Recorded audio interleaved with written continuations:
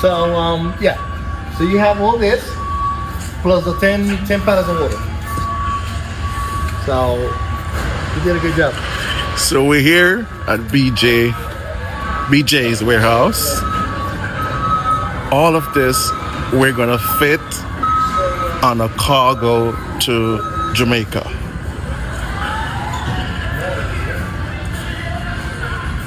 Hopefully all of this can fit. Oh my God.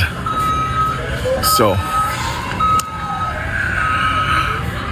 finally, for 10 days now, we have been doing this, and now we reach the point where it's time to load up that 737 to Kingston, Jamaica, and we're going to start a distribution.